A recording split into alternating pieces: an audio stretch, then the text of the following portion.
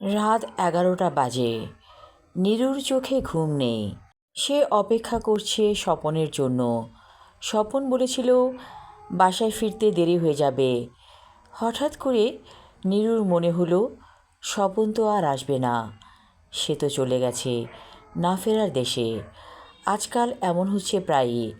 স্বপন যে চলে গিয়েছে সেটা নীরু ভুলে যায়। মনে হয় স্বপন যেন ঘরে আছে, আশেপাশে আছে।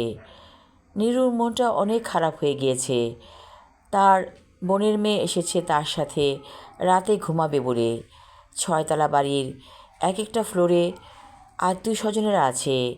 নীরুর কাছে সবাই আসে যাতে নীরু না বুঝতে পারে তার স্বামী চলে গিয়েছে চিরদিনের জন্য। নীরু অবশ্য ভুলে থাকে, কিন্তু মাঝে মাঝে মনে পড়ে যায়।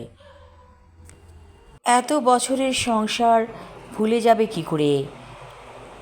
নীরু হঠাৎ করে ভাবল সব কিছু ভুলে যাওয়াই উচিত।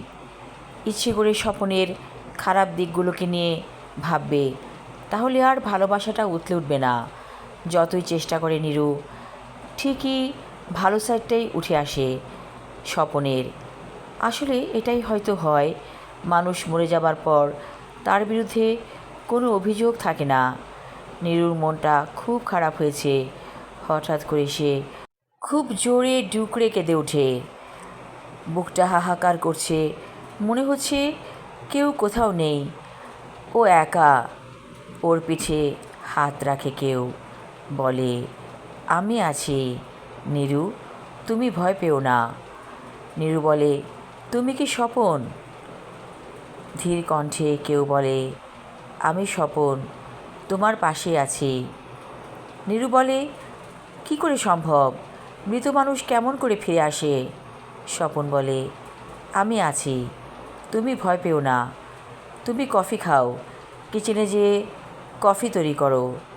নীরু কিচেনে যেয়ে কফি তৈরি করতে থাকে।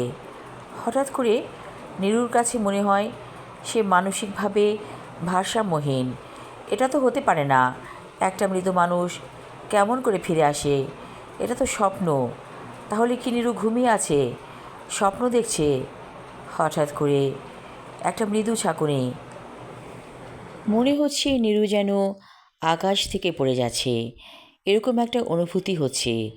নীরু চোখ মেলে তাকালো, দেখল না, সে জেগেই আছে।